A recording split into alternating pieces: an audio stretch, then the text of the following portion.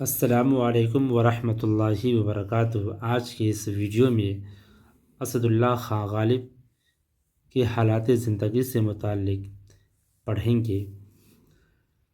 مرزا غالب، جن کا پورا نام اسد اللہ بیگ خان تھا، 27 دسمبر 1797 کو اپنی نانیہال آگرہ میں پیدا ہوئے۔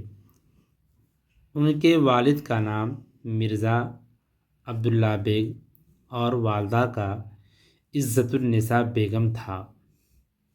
غالب کے نانا خواجہ مرزا غلام حسین خان سرکار میرٹھ کے ایک فوجی افسر اور آگرہ کے عمائد میں سے تھے۔ غالب ابھی بچے تھے کہ ان کے والد کا انتقال ہو گیا۔ والد کے انتقال کے بعد ان کے چچا نصر اللہ بیگ خان نے انہیں اپنی سرپرستی میں لے لیا، لیکن چند برسوں بعد وہ بھی اس دار فانی سے کوچ کر گئے۔ اس کے بعد غالب اپنی ماں کی سرپرستی میں رہے۔ ان کی ابتدائی تعلیم کے بارے میں زیادہ معلوم نہیں، لیکن اتنا پتہ ہے کہ فارسی کی ابتدائی تعلیم مولوی معظم کے ذریعے ہوئی۔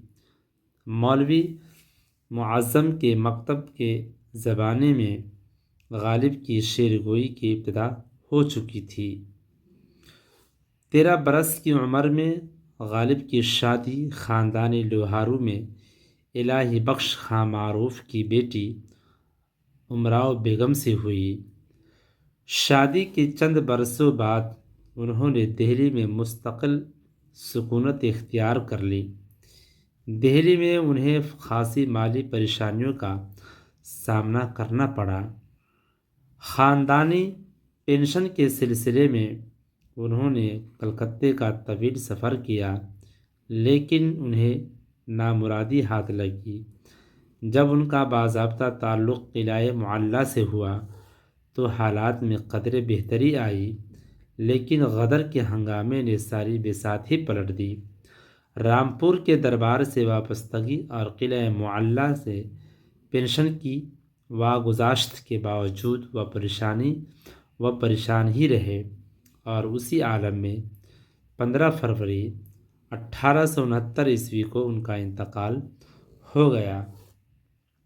غالب نے اردو اور فارسی دونوں زبانوں میں لکھا۔ پنج آہنگ، مہر نیم روز، دست نبو، قاطع برہان، درفش کاویانی اور کلیات نظم فارسی وغیرہ ان کی فارسی تصنیفات ہیں۔ اردو میں متداول دیوان کے علاوہ مرزا کی زندگی میں ہی ان کے اردو خطوط کے 2 مجموعے عود ہندی اور اردو معلیٰ کے نام سے چھپے۔ بعد میں لوگوں نے مختلف ناموں سے ان کی بکھری تخلیقات کو اکٹھا کر کے شائع کیا۔